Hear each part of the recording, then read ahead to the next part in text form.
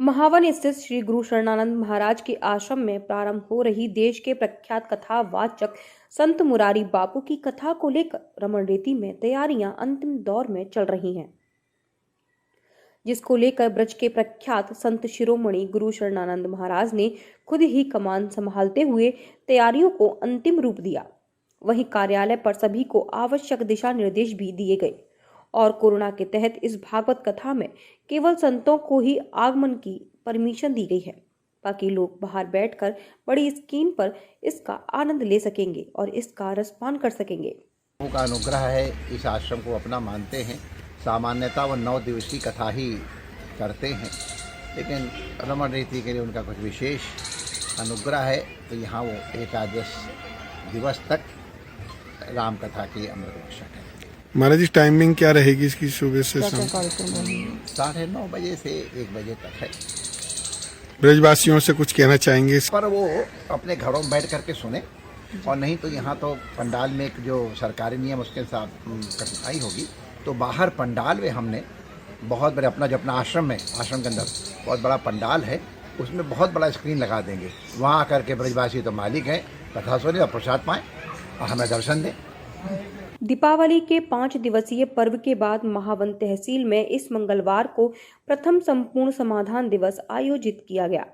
हालांकि संपूर्ण समाधान दिवस में एडीएम वित्त एवं राजस्व को आना था, लेकिन वह किसी कारणवश नहीं आ सकी और इसकी अध्यक्षता महावन तहसील के उप जिलाधिकारी महावन कृष्णानंद तिवारी ने की। इस बार के संपूर्ण समाधान दिवस में मात्र 1 दर्जन शिकायतें ही दर्ज कराई गई, जिसमें ज्यादातर शिकायतें राजस्व विभाग के संबंधित रहीं। इस बार के समाधान दिवस में कुछ अधिकारी अनुपस्थित रहे, जिनको लेकर जिलाधिकारी महावन ने स्पष्टीकरण मांगा। तहसील दिवस लाया गया इस माह का पहले मंगलवार का है, कैसा रहा? आज तहसील दिवस का आयोजन हमारे तहसील महावन में किया गया था और आज फरियादियों की संख्या अपेक्षाकृत कम रही। लगभग 12-13 एप्लीकेशन आए हैं, जिनको निस्तारण के लिए संबंधित विभाग को निर्देशित कर दिया गया है।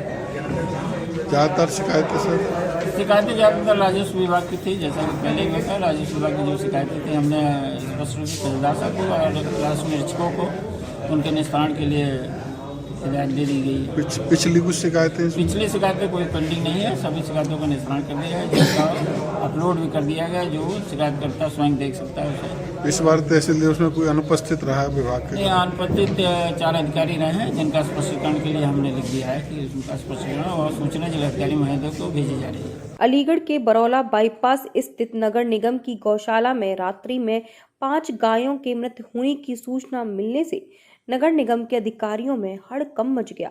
नगर निगम के सहायक नगर आयुक्त राज बहादुर सिंह ने तत्काल वहां मौके पर पहुंचकर बीमार गायों को इलाज मुहैया कराया, जिसमें 5 गायें गंभीर रूप से बीमार मिली। साथ ही मृत गायों को पोस्टमार्टम के लिए भेज दिया। उसकी रिपोर्ट आने के बाद ही पता चल पाएगा कि मृत्यु का कारण क्या रहा। संभावना बताई जा रही है कि 4 दिन से इन्हें भोजन न मिलने की वजह से इनकी मृत्यु हुई है। जो खत्म हुई है, इसका कारण तो पता नहीं लग पा रहा है। कल पोस्टमार्टम होगा, उससे ही पता लगेगा। बाद बाकी ये एक्सीडेंटल आती है, रोड से उठ के नियम द्वारा आती है। जैसे हमने सुना है कि करीब 40 से 50 गाय खत्म हुई हैं। नहीं, इसका क्या कारण ये कोई गाय नहीं मरी।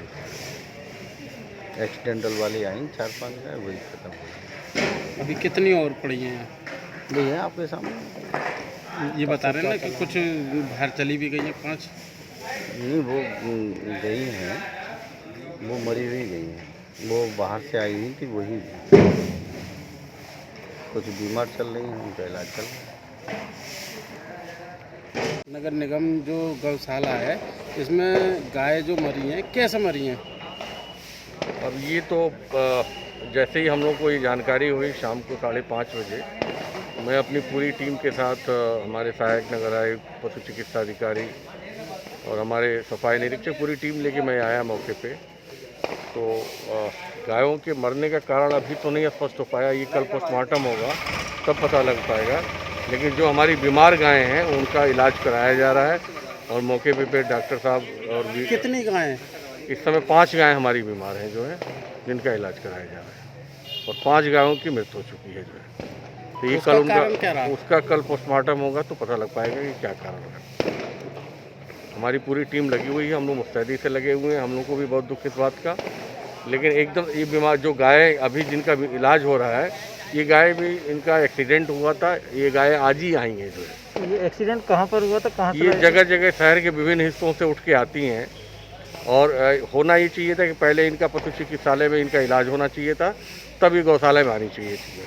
जो 5 गाय जो मरी थी वो क्या आपके इसकी थी गौशाला की, बाहर की थी? नहीं, बाहर से ही आती सब। हमारे गौशाला में कोई हम लोग वैसे नहीं, मतलब जो भी सड़क पर जो गायें बीमार होती हैं या जो जिनको लोग छोड़ देते हैं, उन्हें ले आके हम लोग यहाँ पे उनको आश्रय देते हैं, उनको चारा पानी देते हैं। अलीगढ़ के खैर थाना क्षेत्र के गांव रूपा नगला में आज सुबह एक व्यक्ति को मामूली बात पर गोली मारकर मौत के घाट उतार दिया। दरअसल खैर थाना क्षेत्र के गांव रूपा नगला के रहने वाले एक व्यक्ति के घर के आगे एक बबूल का पेड़ लगा हुआ था, जिसको गांव के ही रहने वाले 3 लोग काट रहे थे।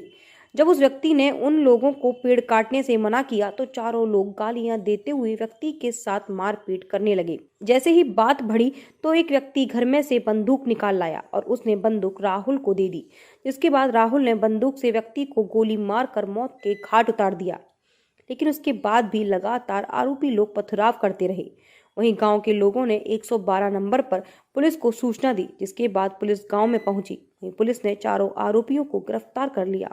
सुबह थाना कैर क्षेत्र में ग्राम नागला बंजारा में 2 परिवार के बीच में लड़ाई हुआ था। जो पोखरकत जमीन पर एक पेड़ लगी है, उस पर चटाई के लेके दोनों परिवार आपस में लड़ा था। उस पर लड़ाई के दौरान लाठी डंडा चली बहुत।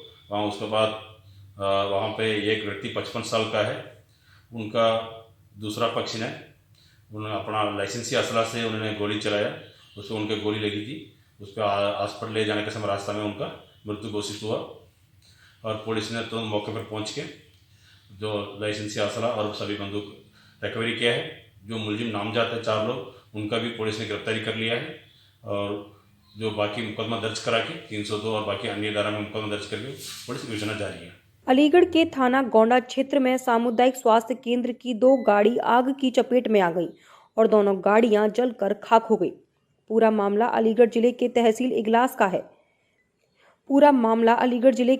इगलास के गोंडा सामुदायिक स्वास्थ्य केंद्र का है, जहां मरीजों को स्वास्थ्य विभाग की सुविधा के लिए चलने वाली 102 एम्बुलेंस 108 एम्बुलेंस रात 11:50 पर अचानक जलने लगी, जिसकी जानकारी चालक राम कैलाश व शिवाजी को हुई। लेकिन तब तक गाड़ियों में आग भयंकर रूप से लग चुकी थी। वहीं उन्होंने पुलिस व फायर ब्रिगेड को सूचना दी, लेकिन फायर ब्रिगेड की गाड़ी सूचना के 1 घंटे बाद पहुंची, जब तक गाड़ियां जलकर राख हो चुकी थी। ऐसा प्रतीत होता है कि आतिशबाजी की चिंगारी के कारण ही गाड़ियां जली हैं। गोंडा सामुदायिक स्वास्थ्य केंद्र पर 2 एम्बुलेंसों में रात्र दीपावली के पटाखों के द्वारा आग लगना बताया जा रहा है, जिससे दोनों ही गाड़ियां जलकर के राख हो गई हैं। जिसमें रात एम्बुलेंस सामुदायिक स्वास्थ्य केंद्र पर दोनों 102 नंबर 108 नंबर खड़ी थी। रात 11:30 बजे के लगभग बताया गया है कि अचानक उसमें आग लग गई, जिसकी चालकों के द्वारा सूचना पुलिस व फायर ब्रिगेड्स ऑफिस को दी गई। फायर ब्रिगेड्स की गाड़ी भी 1 घंटे के बाद आई, तब तक दोनों गाड़ियां चलकर के राख हो गईं। मैं हृदयेश चौधरी, नगला देवर, प्रधान पति, गोंडा, अलीगढ़, उत्तर प्रदेश।